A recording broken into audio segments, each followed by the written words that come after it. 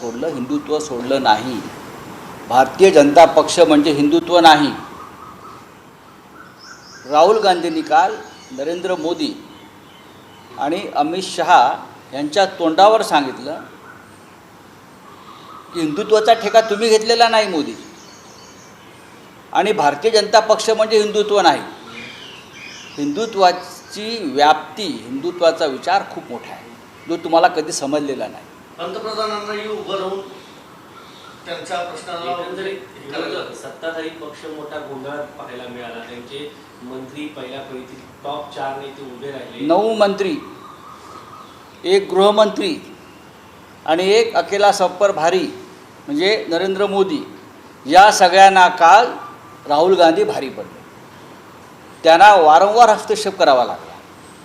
आपली बाजू मांडण्यासाठी लोकसभा अध्यक्षांकडे प्रोटेक्शन मागावं लागलं. कालचं चित्र फार विचलित करणारं होतं. खरं म्हणजे 10 वर्षात प्रथम देशाच्या मजबूत गृहमंत्र्यांना संसदेमध्ये ओम बिर्लांकडे प्रोटेक्शन मागावं लागलं. हमें संरक्षित कीजिए.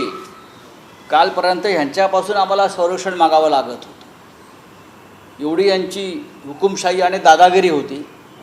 पण राहुल गांधींनी काल त्यांना गुडघ्यावर आणलं संसदेमध्ये, आणि त्यांना ओम बिर्लांकडे संरक्षण मागावं लागलं. हे चित्र काल देशाने पाहिलं. मजबूत विरोधी पक्ष आणि प्रामाणिक विरोधी पक्षनेता काय असतो हे काल देशाला पहिल्या दिवशी दिसलं. ही सुरुवात आहे, ही सुरुवात आहे. आम्ही असं एवढंच म्हणू, आगे आगे देखो होता आहे. त्याचे परिणाम विधिमंडळाच्या अधिवेशनातही दिसले सर. महाराष्ट्राच्या अगदी शिवीगाळ करण्यात आली. बघा, शिवीगाळ कोणी केली? ही भारतीय जनता पक्षाची त्यांनी नवीन सुरू केलेली संस्कृती, यापूर्वी होत नव्हतं. देवेंद्र फडणवीस यांच्या हातात जेव्हापासून या राज्याची सूत्र गेली तेव्हापासून त्यांनी ज्या टोळ्या जमवल्या इतर पक्षातल्या गुंडांच्या, भारतीय जनता पक्षाचे ते झालर टाकू, ते त्यांच्या मूळ पक्षाचे लोक नाही आहेत, बाहेरचे लोक आहेत. या टोळ्या आहेत त्यांनी जमवलेल्या. त्या टोळ्यांना त्याच पद्धतीनं उत्तर दिलं पाहिजे. अंबादास दानवे हे विरोधी पक्षनेते जरूर आहेत. आतापर्यंत त्यांनी विरोधी पक्षनेत्याचे सर्व शिष्टाचार पाळलेले आहेत. पण एक शिवसैनिक म्हणून जर आमच्या अंगावर कोणी येणार असेल तर आम्हाला त्या पद्धतीनं त्यांच्यावरती चाल करावी लागेल.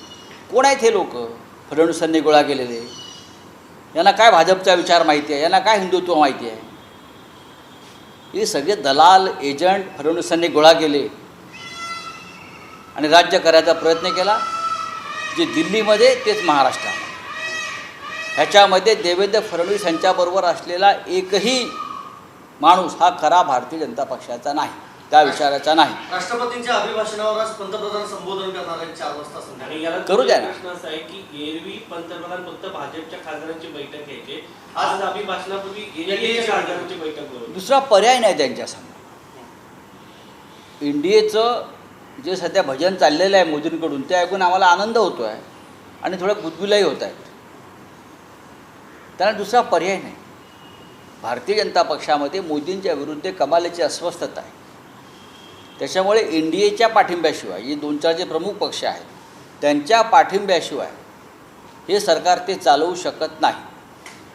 सामनातून आज न्यायव्यवस्थेवर ताशेरे ओढले. एरवी न्यायव्यवस्था लोकांवरती ताशेरे ओढते, मात्र तुम्ही आज न्यायव्यवस्थेवरतीच भाष्य केलेलं आहे. नाही, न्यायव्यवस्थेमध्ये ज्या काही बऱ्या वाईट गोष्टी घडत असतात त्याच्यावर सामना नेहमीच आपली भूमिका मांडत असतो. आज जो एका न्यायमूर्तींची विशेष न्यायालय, ज्यांच्यासमोर आमदार, खासदार, मंत्र्यांचे खटले चालतात आणि त्यांच्यासमोर छगन भुजबळ, अजित पवार, एकनाथ खडसे यांच्यासह अनेकांचे खटले सुरू आहेत आणि ते अंतिम टप्प्यात आलेले असताना या सगळ्यांनी भारतीय जनता पक्षात प्रवेश केल्यामुळे त्या न्यायालयाची अडचण झाली. आणि ती अडचण दूर करण्यासाठी ही बदली झाली का, हाच आमचा प्रश्न आहे. सत्ताधाऱ्यांच्या साखर कारखान्यावर मेहरबान आहे केंद्र सरकार. 13 साखर कारखान्यांना महाराष्ट्रातल्या NCDC मार्फत 1898 कोटी रुपयांचं कर्ज देण्यात. याला लूट म्हणतात, याला लूट म्हणतात. तुम्ही आमच्याकडे या, आम्ही तुम्हाला पैसे देऊ. याला करप्शन म्हणतात, याला भ्रष्टाचार म्हणतात, याला लाच म्हणतात. चला, थैंक यू. आपका कुछ हिंदी में है तो मुझे बताइए. सर यही वो राहुल गांधी बोलिए. माइक पे करिए. हाँ बोलिए. सर राहुल गांधी का जो स्टेटमेंट आया, उन्होंने जहाँ पे पूरे हिंदूज को बोला कि वो fabricated or untrue. नहीं, आप गलत सवाल है आपका। राहुल गांधी जी ने सभी हिंदुओं के बारे में, हिंदू समाज के बारे में कोई भी गलत वक्तव्य नहीं किया है। ये जो अपने आप को हिंदू समझते हैं, जो संसद में बैठे थे, अगर उनके कान साफ हो गए तो और ठीक से सुना होगा तो फिर एक बार वो सुन लीजिए।